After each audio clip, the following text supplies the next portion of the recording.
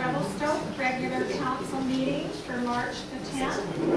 I'd like a motion to accept the agenda, please. Councillor Saltz, Councillor Duke. Any additions to the agenda? Adoption of the minutes from the regular council meeting of February 24th. Motion. Councillor Orlando, Councillor Saltz. Announcements from the mayor.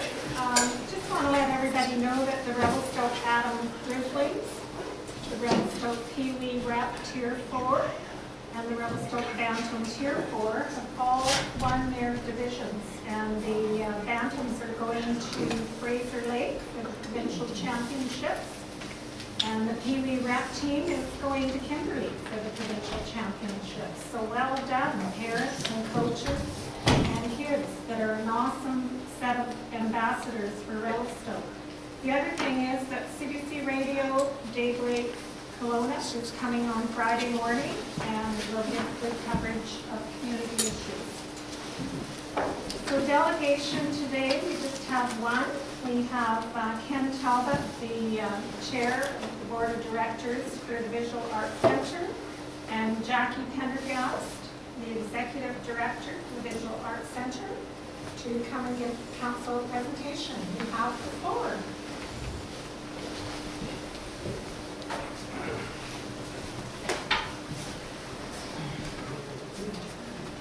Thank you, Your Worship and Council, for inviting us back. As I was just sort of getting ready for this presentation, I went back through my files to sort of start building from where what we'd shown you before. It's just about spot on 10 years ago that we were here talking to you folks. At that time, we were just getting underway with a major interior renovation over at the Visual Arts Centre, and most of that was taking out the cell blocks from the old jail cell section building, plus doing a lot of electrical upgrades, a lot of and some minor exterior work. We just recently re-signed our lease with the city. I think we're good for about another 8 years on our building lease, so we've got some security there that's kind of helping us move on with some fairly major plans. And the big plan we're underway with now, we got well underway last year, was a major sort of exterior plan involving a lot of landscaping, working cooperatively with the North Columbia Environmental Society, which is on some community gardens and dedication gardens, and just a lot of good stuff. We're going to repaint the building again.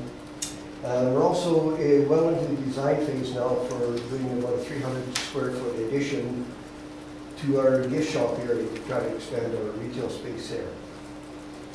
Do you want to give a little talk to this?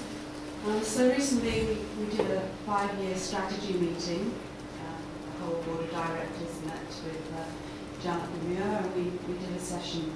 And we revisited our mission and vision and values, and I'm not going to read them to you because I know you have the piece of paper there. But just that you can see that we're a very responsible society. We thought through our purpose, our vision, and where our goals are for the next 5 years. So just a few stats here. The number of exhibitions that we did last year, we had 21 exhibits, so we changed out over a period of 9 months.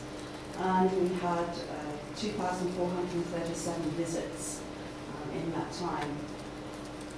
Included in those visits are visits from schools, which we're really building up now, and that's a really good link with the local community.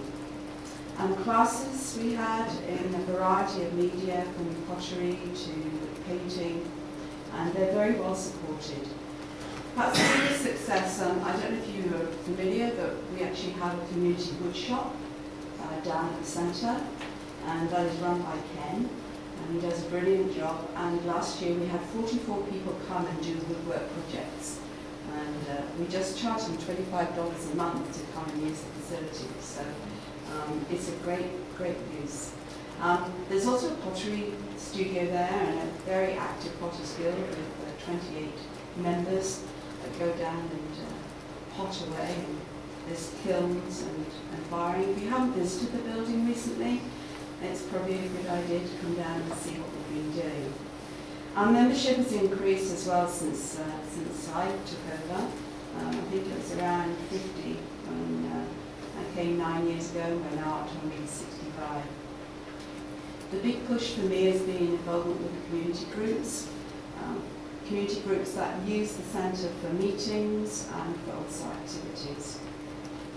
The biggest thing that we've done recently to help with financial sustainability has been the artist studios.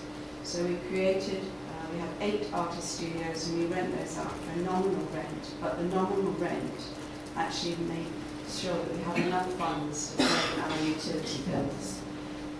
Last year we spent over 12,000 on power. So it is an old building and it requires a lot of heat to keep it going. And the banner painting program, of course, also goes on.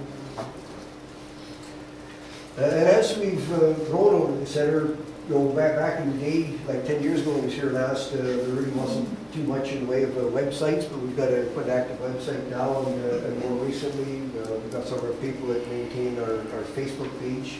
We're getting more and more tracking there. One of our big communications, though, is still the direct email list that Jackie administers at the front end.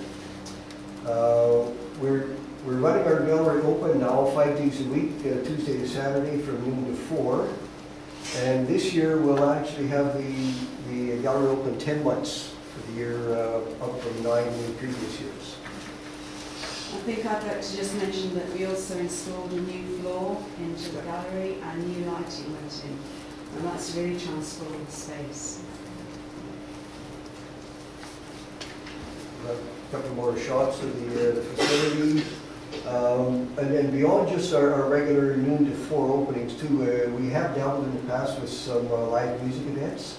We had a champion on our board for a while and really kind of took that under her wing, and that was quite successful. But again, it's the kind of thing that it needs a champion to really keep it alive. But there's something going on there 7 days a week, whether it be classes or potters, coming in to work on their craft, or woodworkers, or the artists in their private studios. All sorts of things happening. It's quite a hub of activity when the banner painting program was underway. So these are our current 5 goals that we're working on. So we want to create a more friendly experience and so on. I hate people who read PowerPoints, so I'm not going to read it to you. But these are what we're working on for the next 5 years. And we now have an action plan. It's broken down into months, and we have our tasks, and busy working towards it. So this really brings us to what's still our long-term vision for the facility, and we've kind of had this vision ever since we got going there. So we're working on developing ourselves and our grounds as a major attraction at the west end of town. If you look on the map, you see across over here. We've got the hotels over here. We've got the Frontier up here. Another hotel here. Another one just inside here. Another one here. Plus, we've got the whole Farwell neighborhood here, below the courthouse hill, and we've got the Riverwalk path comes along here under the bridge, and it actually comes right up alongside the train tracks. Right up here, it's already roughed in right to the backside of our facility. So we see this as the ideal place, and we've been working toward developing this as a major attraction here for a lot of people that come visit us through the summer and through the winter and want to get out for an evening walk, that don't necessarily feel like walking all the way to downtown, or they don't want to drive to downtown and come back. But it's something for our visitors and for our own our neighbors to come and see. The big gardens, the demonstration gardens we got installed last year, much like what's over here at the United Church, but probably about 4 times the size. You see actual physical planting space. And that will be operational this year with a much more of a focus on actual food production. Also, out in front of the building, we've got a space that has been designated for a public art installation. That's been one of our goals, one of our visions for a long ways back. So we got going with Selkirk Planning and Design, And they prepared a real interesting set of concept plans showing, again, these gardens. So we're talking here about an expansion to our gift shop here, this little bump. And then a walkway down to Victoria Road that will be wheelchair accessible. We've had that designed by a landscape architect. Space along here for some benches, some demonstration xeriscape gardens over here that should be able to grow without needing to water them. The big planter beds are up in this area, and these already have the irrigation system installed. They'll be ready to go live this year. So we've had a major collaboration with the Northfield Environmental Society with getting all this together here. We've had Gayla Hemphill from Outdoor Elements Landscape Design doing some of our final actual planting design, actually determining which plants to put in which beds, what kind of layouts. And then we've had Eric Reynard from San Marma, who's the landscape architect, that helped us with the whole path design, making that feasible and accessible. This is a bit of a shot of one of our big work bees last year with, I think by this stage we had the beds together, we're just sort of doing the last bit of, putting is the pathways. Putting the pathways all around the beds here, and then putting the bags and bags and bags of leaf mulch on them for over winter. One of the other things that we're looking at doing somewhere along the way is getting into a bit of a rain capture system, just as a trial, kind of a public education thing. We've got a huge, about 8,000 square foot facility. It's all flat roof, and there's lots of water comes off of there, and I'm sure we can bring that down and get that into some of the planters, so you'll minimize the draw on the municipal system. And part of the focus that Galen was working on too was working towards incorporating native shrubs and plants rather than a lot of exotics. So things that people can come and have a look, see what's happening here, see what they can take home and do in their own yards. This is one of Galen's renderings. So it's kind of looking from across Victoria, looking back up. So we've got you see that we've actually decided to go with just the one path here rather than two, because it's quite a steep slope over here. But this will be wheelchair accessible with the benches for little respite areas on the way up. A bit of an area here we've got to set aside for the public art installation, and then new signage to replace the sign down below.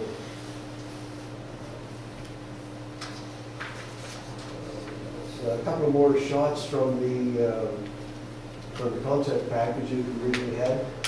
And since we've had these, we've had an architectural technician who's actually one of our woodshop there, and she did a bunch of concept drawings for us. And we've since got Covered Architectural Collaborative from Nelson involved to now take those drawings, they'll incorporate that, and they will work on our behalf to coordinate the necessary mechanical, structural, and electrical professional components that have been needed with the overall architectural plan. So we actually signed on with our architect early this week. And we have funding in place now we had funding in place for that, and we've also now got funding in place that will look after all of the other professional evaluations and drawings that we need to get this ready to come for building permit. Yeah, and just to kind of wrap up, a big part of our concern is, we're in a building that was built in the mid to late 60s. It was built as a 24/7 RCMP station jail facility, so you had lights on all the time, heat on all the time, one constant amount all the time, and a lot of heat just going up the walls, like we believe. Like Jack was talking about, $12,000 annual utility bill. I think our December bill just passed was $2,500 just for the winter. That takes a lot of money out of the donation jar. But yeah, we're making it work. We're involved right now with another project with the Environmental Society people too, where we're going to get into some, they want to use the facility as a major kind of a demonstration site to really look at doing a full-blown energy audit with data modeling and the whole business. We've already had an engineer involved. Local, used to be from here, she's in Calgary now. The name escapes me. Chantal. Vertitech from Calgary. So they've done the initial sort of pre-audit and had a look at our energy use and compared it to some other types of facilities very similar to ours in other jurisdictions, and find that our electrical consumption is actually very low, even despite the fact we're running 3 big kilns for the pottery studio. Where we're really getting killed is on the propane cost, the spacing cost. So it's already starting to point towards some real obvious places to make some big gains on energy conservation. Part of it will have to be the actual equipment itself is not all that old because like our main heat plant was installed when propane came to town. So in fact, I believe it's the same machine that's in the museum, the tech was telling us. And all the controls are old controls, they're old pneumatic controls, they're hard to upgrade, they're hard to work with. You can't just go buy a programmable thermostat to plug into the wall in place of the pneumatic system. And then we're really not zoned to accommodate the kind of use that we're doing. So this is the kind of thing that we're hoping this whole data modeling exercise will help us through. And then an NCES is also wanting to use that as an actual model. They'll do some research around finding a lot of other people in town, and anybody's interested and has a building with the same sort of vintage, come have a look and see what our place is like, do an initial walkthrough, and then see how the whole data modeling comes together to give you some options to how to bring it up to at least close to some today's code and hopefully drive some of the energy costs down. Public education part of that, so that's about a wrap. Those are the good things we're doing. Thank you. Councillors, any questions? Councillor Brothers. Is that the color scheme? That's what we're going for. We had from the concept plan, we had 4 or 5 different colors. And we put out to a vote. We had the ballot sheet and the number of our openings, and everybody's going for the red. So we're hoping that will already pop for Victoria. That's one of the things. Everybody in this room, everybody in town, drive by our place once or twice or 6 times a day. But nobody knows where it is. Nobody sees us. And we're hoping that this will make it popular a bit more. I agree with red will, I think. If you match the sign with that, you're really going to see it. And kudos to the work you guys do there, because it's incredible. Again, 21 exhibits is impressive, because I thought I was a real art goer, because there's 3 at that many, so that's pretty impressive. The walkway that goes around to the back of the building along the train tracks that connects with the existing walkway that we have along the Columbia. Is there barriers and challenges there? What's stopping that from happening now? Because that seems to be pretty blighted. Well, the walk path from the end of between the 2 bridges, between the Big 80 Bridge and the Railway Bridge, from there up to our back parking lot, it's not paved right now, it's just gravel. Okay. It usually gets brushed out once or twice a year, but it's not a high level of maintenance in there yet. Okay.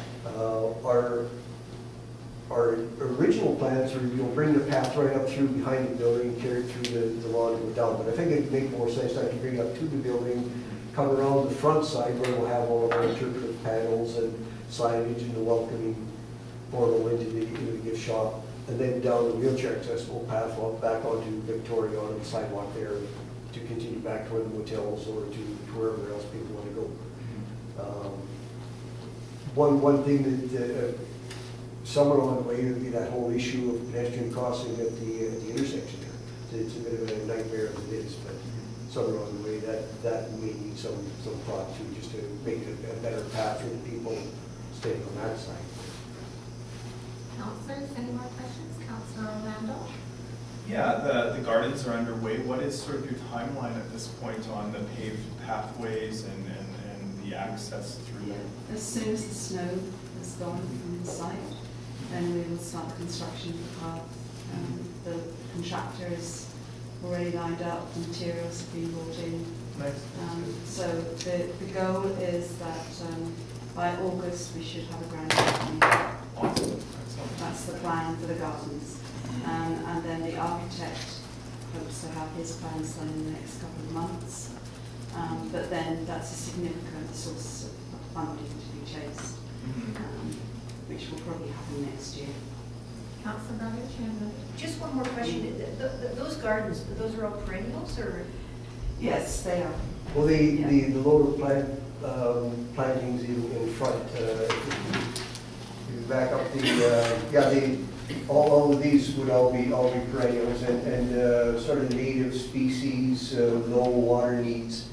The gardens back up at the top, the boxes, that'll actually be food bank level production plantings up there. And from what I understand, the NCES, their goal or their concept with managing those gardens is less to do with individual allocations for individual people and more to do with, get somebody to take on or sponsor a whole bed and put the whole thing into production of beans or tomatoes or potatoes or something, some actual real food production.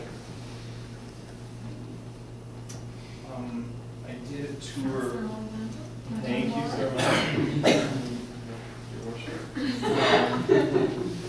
I did a tour with Chantel Urac in Revelstoke a few years ago, and what I learned is oftentimes what brings you big energy savings gains are sort of counterintuitive things. It's not the first things you think of. Do you have any indication of how much of that $12,000 a year you guys can chip away at, or is that still yet to? I don't know. I think we've got to wait for the survey and then make decisions. I mean, initially we thought it was our gallery meeting that was, our gallery lighting was our biggest source of expense, but in fact that's not the case.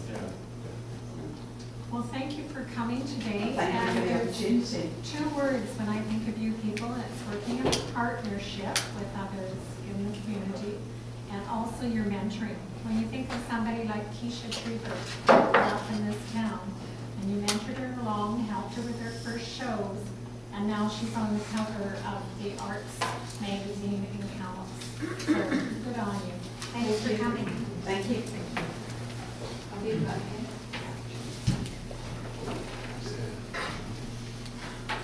Okay, councillors, business arising from the minutes of February 24th.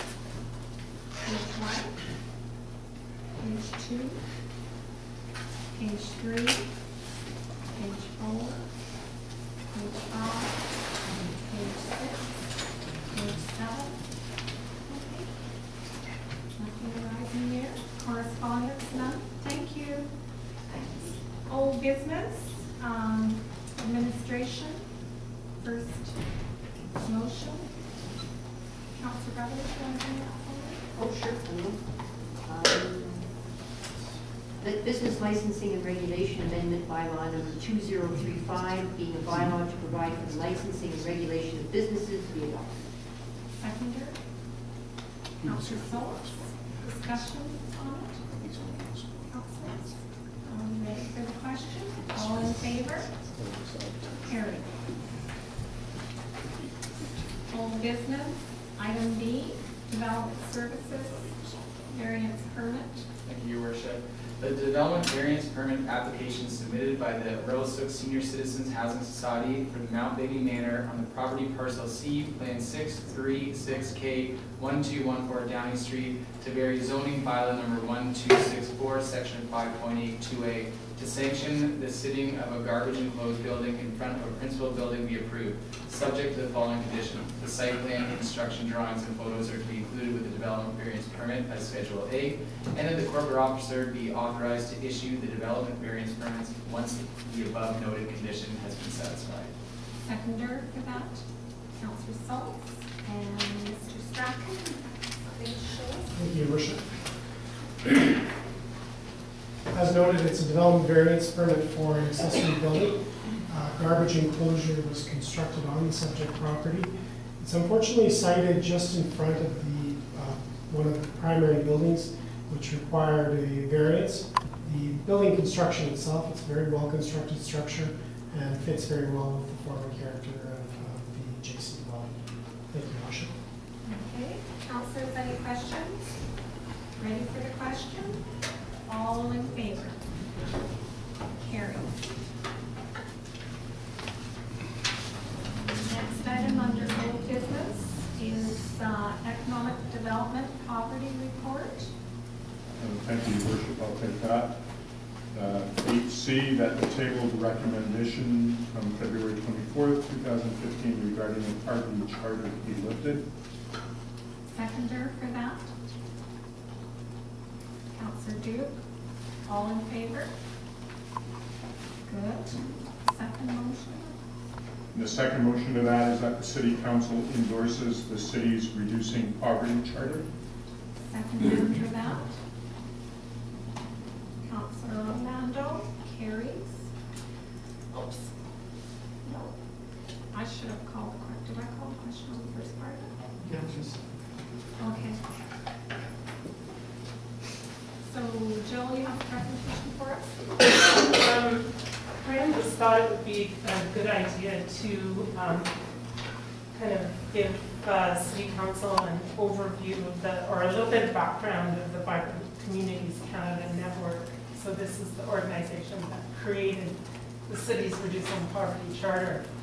So Vibrant Communities Canada is a national organization that has been working to reduce poverty since the early 2000s. Their aspiration is to engage communities across Canada to connect together to reduce poverty for over 1 million Canadians. So their vision is to create vibrant Canadian communities by significantly reducing the human, social, and economic cost of poverty. Their mission is to create a connected learning community of at least 100 Canadian cities with multi-sector roundtables addressing poverty reduction. And their overarching goal is to have aligned poverty reduction strategies, not only in cities, but in provinces and the federal government, and ultimately resulting in reducing poverty for 1 million Canadians. So Vibrant Communities Canada really is about gathering and sharing information that is based on validated research and grassroots community development practices. They produce resources, coordinate learning and information events, including teleconferences, webinars, and conferences, and they really act as a central bank of an incredible amount of information on effective poverty reduction practices. Vibrant Communities Canada sees that the action of both learning and connection translates more quickly into effective action rather than learning on one's own. As social development coordinator, I've been connecting with VCC since 2011 when we began research on our poverty reduction strategy. Specifically, I looked at documented research, best practices, lessons learned, and key factors of success. And one of the things that they supported was they followed the poverty reduction initiatives of 6 cities over a period of 10 years. And then they documented that and came out with best practices and key kind of strategies for success. So since 2011, even though Revelstoke was not a member of VCC until this past year, they've never hesitated to share resources and research, and they've been really actively engaged in our poverty reduction work. I've participated in a number of communities of practice, including crafting the poverty reduction charter itself, as well as a municipal monitor. This is kind of an old PowerPoint, but since they did this PowerPoint, VCC has indeed created a common evaluation framework that includes a number of indicators based on tax filer data. And these are the indicators that we used in the poverty reduction strategy. And they've kind of taken that and used very similar indicators. And so now what they do is they track those indicators for everyone who's involved and engaged in VCC. And we get that data free of charge compared to other cities across Canada and compared to provincial and national averages. They've also created a business plan and policy framework summarized in a document called Creating Shared Prosperity. And so I just wanted to speak to the $1,000 per year membership fee. So last year, the Columbia Basin Trust paid for a regional membership for all communities in the basin working on poverty reduction, of which Revelstoke is one. So this membership, current membership, is good to the end of 2015. And also, as I mentioned last time, CBT is covering the cost of travel and accommodation so we can be represented at the National Poverty Reduction Summit in Ottawa in May. And I had an interesting conversation with Liz Gillis this morning from the Columbia Basin Trust. And so even before poverty reduction emerged as one of the highest priorities in the CBT's present update of their 5-year social strategic plan, they have provided tremendous support for our community and our poverty reduction initiative. Completion of our poverty reduction strategy was in fact financed through a CBT community development grant of nearly $20,000.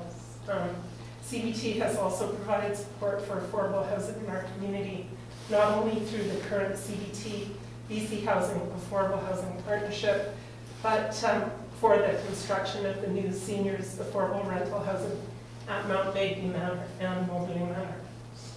Our 2-year financial literacy project that we're doing right now was also funded through CBT social grant, nearly $40,000, as well as the Housing Society's emergency housing feasibility study. So while CBT is making a commitment to poverty reduction basin-wide, looking to the future, they would also like to see a certain level of commitment from local government, which may include, moving forward, which may include cost sharing on the annual membership fee. As members, you can see that VCC would like us to sign the charter, but on the flip side, I don't think endorsing the charter would mean that we would have to be VCC members, if that makes sense, even though, as you can see, there's many benefits. So just kind of further along here, so this is actually what I was just speaking to, sorry. But this is kind of what we're kind of already doing and what they've already done. So Revelstoke, right now, Revelstoke already has a profile on the Vibrant Communities Canada website. They regularly blog about our activities, notably when the strategy itself was released, and a series of newspaper articles last fall. So this is just showing you kind of what different resources are on the website. It really is an incredible plethora of resources, and it's all focused on poverty reduction. It's been a tremendous help to us over time. This is just, they're continually producing webinars and bringing keynote speakers. And this is old, so there are already many more cities and regions in the province who are VCC members, including ourselves, Revelstoke. So as you know, throughout the Columbia Basin and elsewhere for a community of our size, Revelstoke is seen as a leader in poverty reduction. We've already done so much, but really we are just beginning. Poverty reduction has been identified as a high priority in the ICSP, in my work plan, and in the CBT's updated 5-year social strategic plan. I think what the Social Development Committee and the Poverty Reduction Working Group are really looking for is, by asking the city to sign on to the charter, is an acknowledgement that poverty reduction is an important priority moving forward for our community, for the Columbia Basin, and for Canada as a whole. That's really it. Good, Jill. Thanks. Any questions, councillors, for Jill? Okay, we're going to call the question on endorsing the charter. All those in favor? Carries. Thank you. Okay, under old business, we have Parks, Rec and Culture, Kovacs Park for discussion. Yeah, I'm the secretary of the Columbia Valley City Board Association, and so this master plan involves the park in which the future skate park is located. So I'm going to do that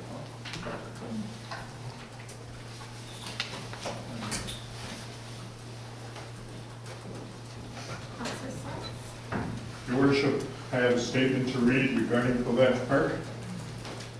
Kovacs Park has seen many changes over the years, and now this park and its amenities will be updated again. At the February 24th, 2015 City Council meeting, council members were presented with 2 site plans, and council voted for Site Plan 3, as was recommended by park staff after a long community engagement process. Since that resolution was adopted, several people have contacted councillors as well as the media to voice their disapproval. In order to address these concerns, the Parks, Recreation and Culture Committee will be holding a meeting soon at a time and date to be determined to review the process followed to involve the community in the Kovacs Park project and how the decision to propose Site Plan 3 as the preferred site was arrived at. The committee will then report back to council on its findings. Thank you, Councillor Saltz, and Councillor Brothers, that is charged to your leadership under that committee because Councillor Orlando will again be in conflict, so we'll leave it with you. Thank you, Your Worship. Okay, we can call Councillor Orlando back in. And thank you, Councillor Brothers.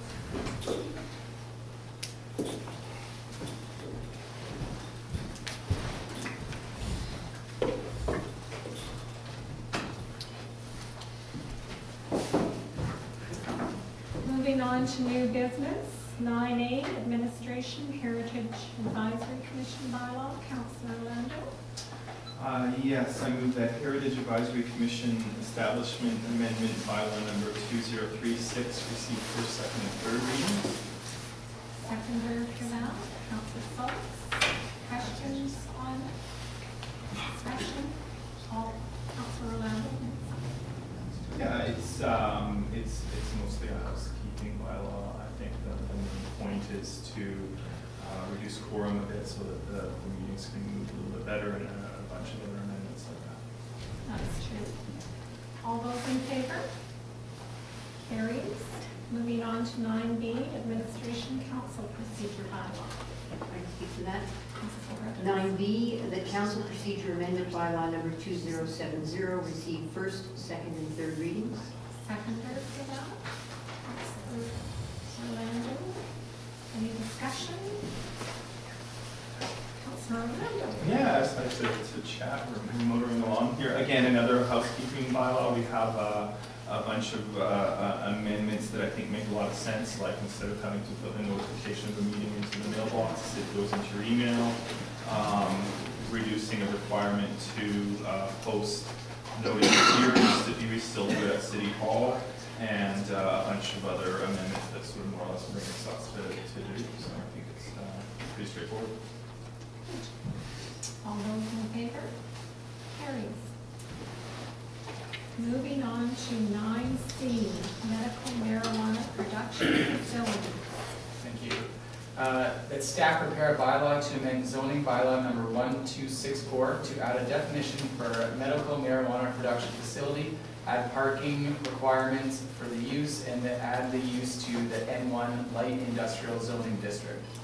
Seconder on that. Councillor Saltz. Mr. Strachan, we have presentation for us. Thank you, Your Worship. So this issue was brought to council last year with changes that were made in federal regulations related to medical marijuana facilities. Staff at that time asked council to hold off on putting the use into the zoning bylaw until we've had an opportunity to see how it works in other communities. So over the past year, we've been monitoring developments that are taking place in the Lower Mainland, and more recently, this one you see before you, which is proposed for Lumley. So the impact of these regulations have been significant in the form and character of these types of developments. There is a significant investment required in order to get licensing for the facility, and the size of the facilities has changed quite significantly from the previous regulations. So we proposed to council to look at these buildings in a format where they would be considered industrial and would fit better within an industrial setting. This particular one is proposed to be a 3-story facility in Lumbee. The proposal would be for offices as well as the production facility. The regulations themselves require that you be now a licensed producer, so you cannot, many of the regulations that apply to allow for smaller production facilities have now been removed. However, there is some legal contention to that that's still in place, with the intent that eventually there'll be enough licensed producers in Canada to satisfy the marketplace and remove that conflict. The regulations include a whole host of different requirements that go into details for everything from layout to ventilation to security. So what is proposed from a municipal level is that we look at what type of zoning would be appropriate for this type of facility and what type of regulations from the municipal level we feel are necessary. So the two that we identified are parking. There's no requirements for parking. That generally is referred to in municipal bylaws. And the second is to look at what type of zoning district would be appropriate for this type of facility. Because the facilities are becoming quite complex and quite secure, planning staff feel it's a better location within an industrial zoning district. Other options have been put out, just put them in agricultural areas. However, the services that they need and the security that they require, it's been recommended that we look at these types of facilities in industrial zoning districts. Thank you, Your Worship. So we would be ready if somebody came into City Hall to apply to put one of these plants in? Yes, Your Worship. Because this use is not currently listed in our zoning bylaw, they technically could apply for any zoning district within the community. By identifying what zoning district they can be permitted in, the federal regulations require them to comply with the city's bylaws. So by designating industrial zoning district as being the location for these facilities, we would prevent them appearing unplanned. Mr. Stratton, would there have to be a public process if somebody bought an industrially zoned area? Would they have to go through a public process, or is it just automatic they can build it? It's not automatic. They would require a development permit and building permit. So yes, there would be a public process, but there would not be a public hearing or a public input. So it would be public notification because there's a development permit required. All that's required is they meet the city's bylaws for a development permit to be issued. So there wouldn't be a public hearing, and there wouldn't be the opportunity for public input. Is that the same thing in most other municipalities as well, or? There's a whole host of different approaches that have been taken. Whether there's land available in each community for the particular facility, and the level of input and regulation is in question in some communities, in that it's being used as a mechanism to try and prevent facilities from coming into communities, and that again is being challenged as well. Councilor Orlando? Yes, speaking to that's not the intent here as we move forward to use it as a mechanism to prevent. Your Worship, the recommendation from us is that these facilities now have regulations from the federal authority that are quite extensive, which was not in place previously. They do create an industrial use, and are an industrial use, and are supported by staff as a use within those zoning districts. Knowing how complex this is and that it's a federal issue, it's really hard to predict the future. But I'll ask you for a prediction, Mr. Strachan. Do you think it's likely that anyone is going to come forward in a rural community that's remote like ours and propose one of these things? Your Worship, absolutely, I think it is. We've had several inquiries already. This particular format that we're seeing going in Lumbee was what spurred on getting this into bylaw, because this type of a facility makes sense for a place like Revelstoke. Large glass greenhouse type facilities don't. But this is a fully enclosed industrial building. So So that type of an operation would make sense for snow loads and other requirements that we would have here. So, Mr. Strachan, were you telling me earlier today that these people working in this facility in Lumby are going to be making $80,000 a year? They are, yes. High-paying jobs. They're high-paying jobs. There are a lot of technical people involved with the production and required to be involved in the production. This particular facility has a spin-off side to it in that they actually are producing dog treats from the hemp material, the waste material. So they don't just produce the marijuana, they're also doing dog treats and dog food from the refuse hemp material.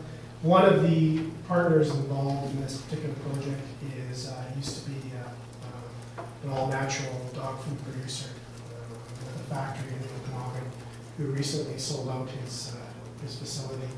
So no surprise that when he got into this type of facility, he found a spin-off opportunity with dog food production. So one of the waste products is being utilized for that opportunity. One more question. Do you see any risk in that type of facility coming to Revelstoke? Certainly there could be risks associated with security as well as changes that could happen in federal regulation that reduce those requirements. Certainly that's a possibility. Interesting, very interesting. Okay, I'm going to call the question on this motion. All in favor? Carried. So item D, development services, variance permit application.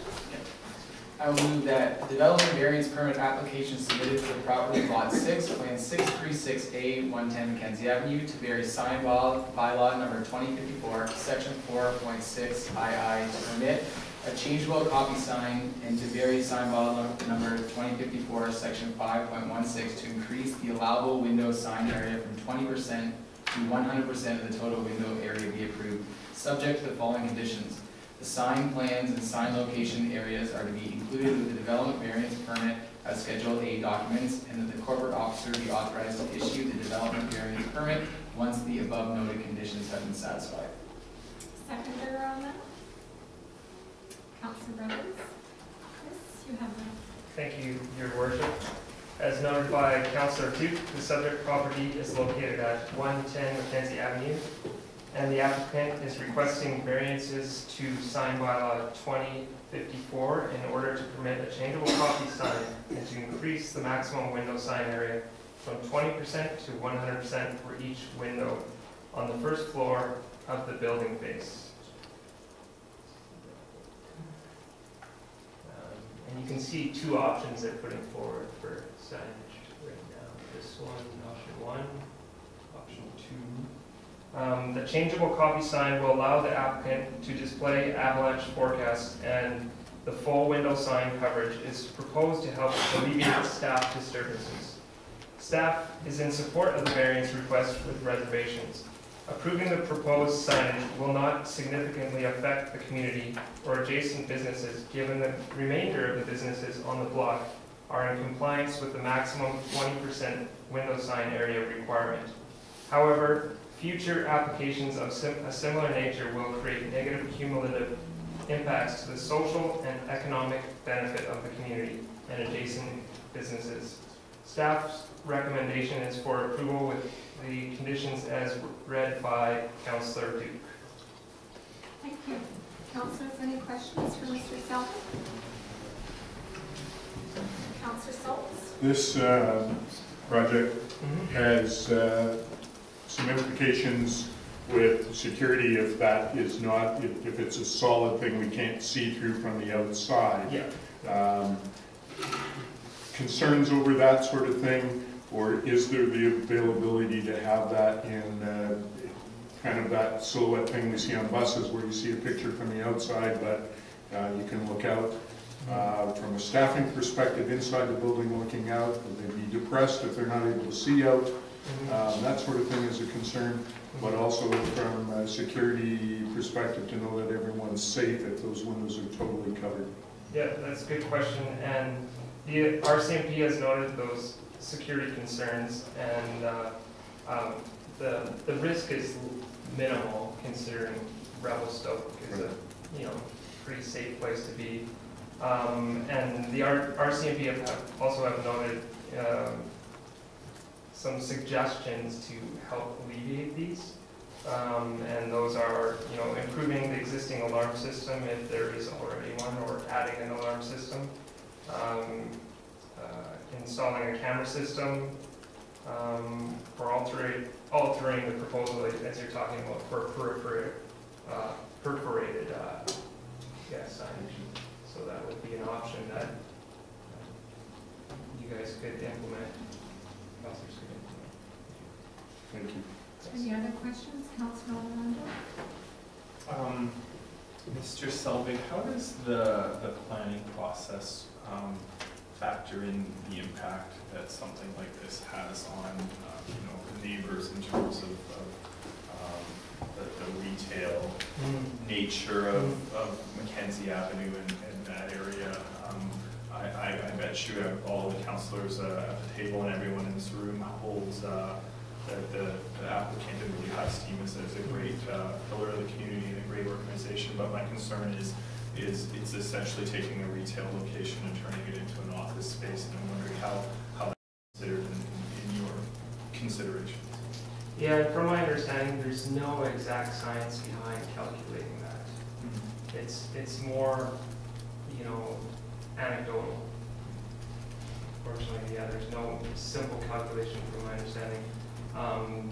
It's just more, what you see walking down the street is, and you're trying to keep that visual connection in general, and just to keep that, create that culture of, you're seeing your neighbors walk by, and you're seeing what's in the shop, and the services available there.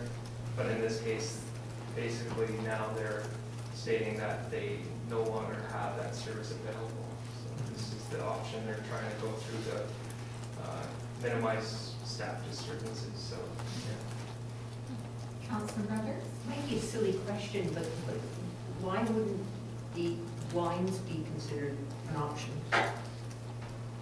Yeah, no, for sure, and it definitely is an option, but this is what they put forward.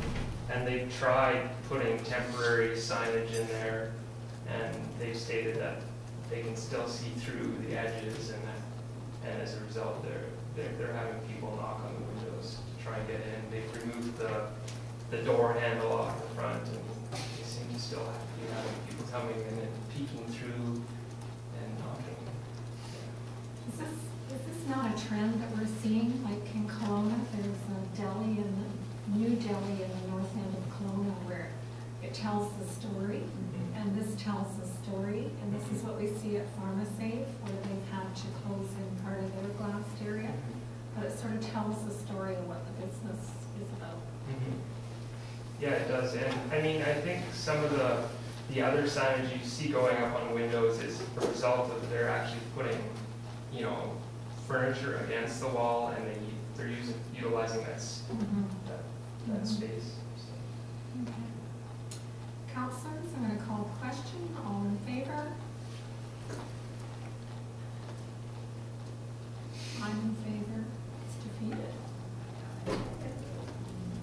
2 cents. 2 cents. I'm struggling with this. Okay, I'm called a question. Your Worship, if I could ask if we put this forward, is it, excuse me, is it the availability, or is it possible to ask them to do the perforated covering versus a solid covering? That would have been during the discussion. I've already called the question. And only 2 of us voted in favor. Yep. It's defeated. Those opposed. Okay. Moving on to item E, Economic Development High Task Force. Who's going to do this one? Oh, sorry. Good? Sure. the terms of reference for the high-tech task force be approved. Seconder for that, Councillor Schultz. Any discussion on this, councillors? Okay, Councillor Orlando.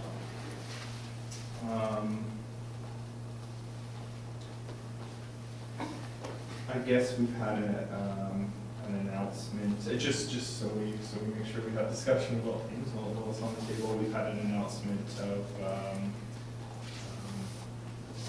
high-speed internet last week. I wonder if anyone has any comments or any feelings about the terms at this point. Councillor Brothers? The only comment that I can make is that there have been some questions and issues raised about whether or not we get high-speed, Wi-Fi in downtown core, and it's been suggested this might be a task force that could deal with those types of issues. So I think that they still have a mandate, and there's still lots to do. So I think it's a good thing to carry on. Yes, I agree.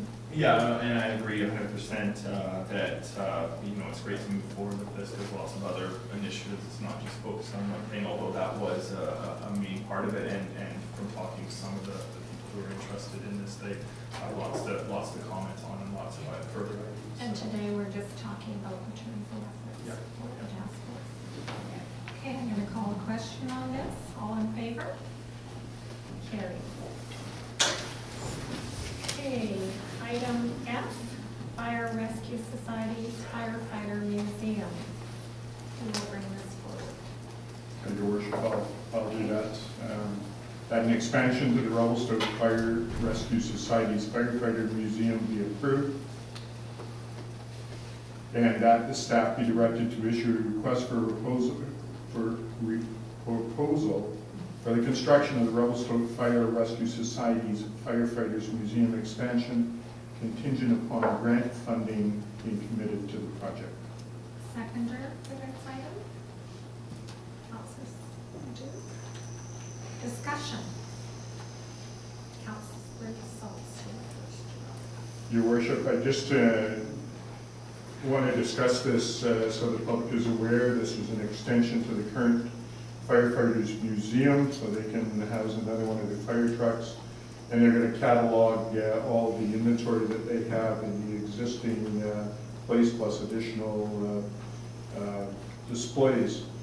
My concern over this is the creep that goes on to city for maintenance of the building after it's built. All this will be built by granting of funds. But the city will still have to maintain the museum, the exterior, the roof, all those sorts of things. My hope would be that sometime in the future, and Fire Chief Gerard, I'll direct this to you, that possibly the Fire Rescue Society could have a discussion with the museum and see if there's some way that the museum could be connected so that you could have more people coming forward into your museum, or at least know that's there. Fire Chief Gerard, Sure, is thank that you. not part of the plan? That is actually firefighter Randy Derdigger is here, and he can speak about that with council on where we are with regards to the museum. Thank you, Mr. Drew. Do you want me to come forward? Thank you. Sure. Yeah, thank you very much for having me this afternoon. A little bit unprepared as this was thrown on my desk at the last minute, but as the council is aware, this is a task that the executive and the fire department volunteers have taken on with a heavy heart, and thinking that we didn't want to impose any cost back on the taxation payers of Revelstoke. And Councillor Sol's concerns are very valid. We have put it forth as our mandate to make sure that the cost of the building is all funded. And as far as future staffing and stuff like that, we've worked that out with probably funding grant applications as well. The concern again going forward would be what would be the additional cost to the taxpayer after the construction is completed. We have an initial cost in there with respect to the additional insurance cost, which is a nominal fee. The question is, we don't know, is what are the maintenance costs going to be going forward. Again, based on the additional square footage over the existing museum that's already there, again, I think they're going to be nominal costs. So I don't know, we don't have firm numbers for that at this particular point, and I don't know how we would actually come up with those numbers. They'll just be more than an estimate. We could probably come forward with that if it would make it, a difference in opinion. But at this particular point, we don't have those additional maintenance cost numbers for you.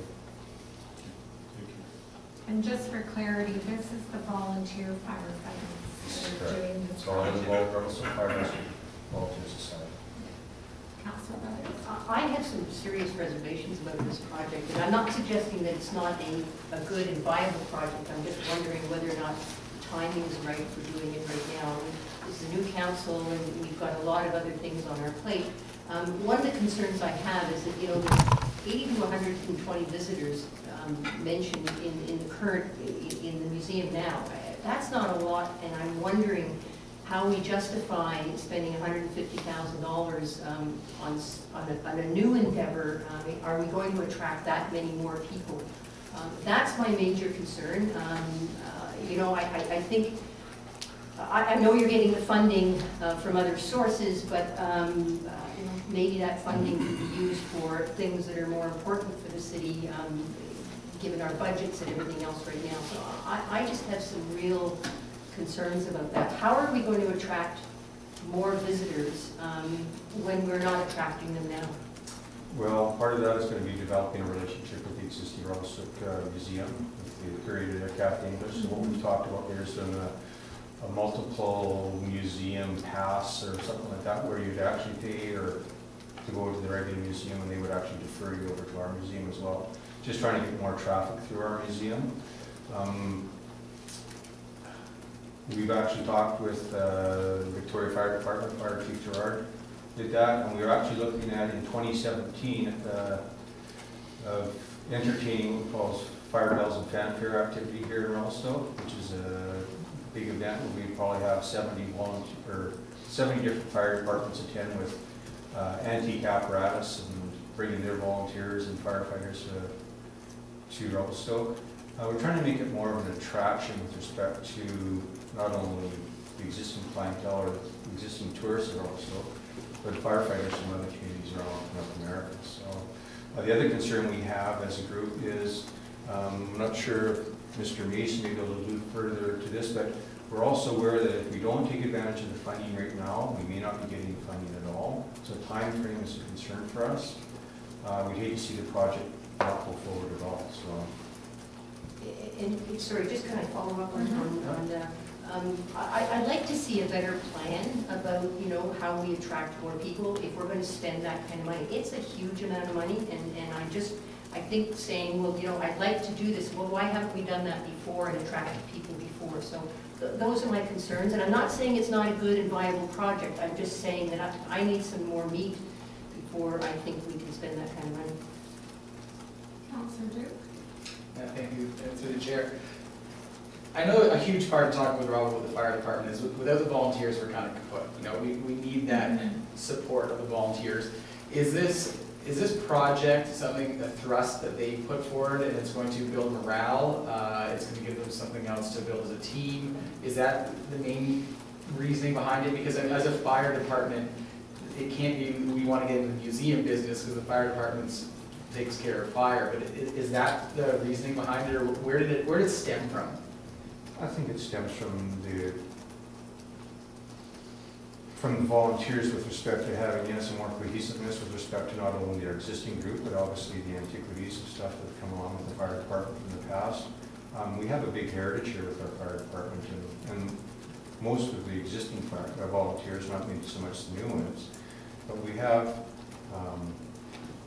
we see the value in that, and we want to take advantage of it, not only from respect to using the facility ourselves, but again, using it as a tourist attraction, that people come here and understand what the community's gone through. I'm not sure how many of you attended the brown bag luncheon that Kathy English put on for us, but I mean, there's some pretty good history with our local fire department here. I'm not sure how I can address some of your concerns at this particular time, because I can take them back, obviously, and address them with my executive, with the fire chief. Randy, I'm going to support this because I see that Kathy is a real can-do person, and this new idea of having the multi-museum pass I know she's going to make it work, and I think we have to believe in that. And I just see that, you know, people that come to see the Railway Museum usually like a firefighters museum. It's the same kind of visitors. So it's either people with little kids or it's guys that worked in that industry, or I think it can be a really winning proposition for the community. And I think the cohesiveness of the museums in general will actually, you know, like converting their traffic to other museums will definitely help with that as well. Councillor Orlando? Your Worship, through the chair, there's about 2/3 of the funding, grant funding, is in place, and there's about 1/3 left out. Randy, what is the timeline on? You mentioned that some of the grant funding is time sensitive. What is your timeline on this as well? Possibly I can get Mr. Mason to address more on that. Sure, I can try. Well, I think the timeline for the firefighters, they'd like to get going on construction this year. So I think there's about $100,000 committed at this time. There's another grant pending with CBT, which I think is a good chance of success. So that would leave a 30,000 kind of shortfall. I think there is a willingness from the Economic Opportunity Fund and perhaps the Tourism Infrastructure Committee to allocate additional funds. I know when this project came to the tourism infrastructure people who are our tourism stakeholders, they were very enthusiastic about this. I mean, they've been big supporters of all the museums in the community since we started getting these funds, and have invested quite heavily in the museums, and we've seen significant growth in the numbers of people come to all the museums. So they saw this as an opportunity to expand you know, a museum and heritage attraction, so they were supportive. So I think they'd like to get going. I think the deadline around you know, the funding or the potential time constraints are that you know, we've just been informed by the province that the tourism funding is only guaranteed for another year, 2017. So we're not sure what happens after that. And you know, we had a meeting this morning of the Infrastructure Committee, and given that there's now only maybe a 2-year window to use the funds, there's a thought that we really need to focus on what projects we're going to complete before the end of 2017. So if this one did not have the support of council, there might be some discussion around, well, should we allocate these funds somewhere else to a project that we know we can complete? So I think having council support for this is quite critical to get this moving forward. Okay, councillors, so I'm hearing from Mr. Mason. Councillor Orlando, one more. Yeah, Your Worship. Through the chair, last time that this proposal came forward to council, one of the ideas was, under the current museum, there's a lot of expensive artifacts that are sort of just laid out in the open and someone could walk off with them or knock them over. Does this plan include the ability to have a more open time because things are more secure and you can let people in the door from 9 to 5 as opposed to having to have a designated staff person tour them through? Again, one of the things we talked with Gary English is about the funding application. We actually would expect to have, hopefully through the summer or extended summer months, anyways, have an employee over there looking after the museum. And again, that's not Gary English on that. So I would expect we expended hours. Okay, good, thanks, Randy. I'm going to call the question. Councillors, all in favor? Carries. Thank you. Okay, you're going to move into communication, and just stop me if you have something to speak about. Revelstoke Community Housing Society minutes, Social Development Committee minutes, Security Committee minutes, Administration, Industry Partnerships and Communication Committee minutes. Check requisition report and the Aquatic Center monthly reports.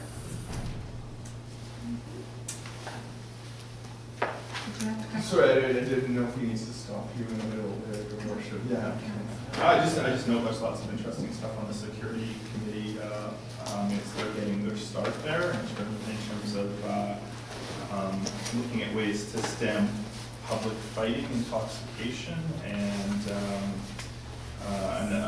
we're looking at redoing the 2 parts of the animal control bylaw, so that's getting a start over there, which I think is interesting. We've also made some pretty specific asks of the Transportation Ministry regarding really specific safety issues, so we hope to hear back from them, but I enjoy being on the committee, and it feels good to get some of these things going. Questions from the media? I'm going to ask Emily first today. Any questions? No, thank you very much. David, any questions? Just one, Your Worship. How many tire kickers have we had coming to town interested in medical marijuana facilities? Mr. Stratton, how many tire kickers have you had coming to town about marijuana facilities? Received, I believe, 5 phone call inquiries. Thank you. Alex, any questions today? Yeah, what exactly is going to be reviewed in terms of Kovacs Park? Like, what are the concerns there that will be looked at? Will the committee, under Councillor Brothers' charge, will look at due diligence and the neighborhood input, and then the technical team's design of the park. And that technical team comprised of planning and RCMP, and am I leaving anybody out?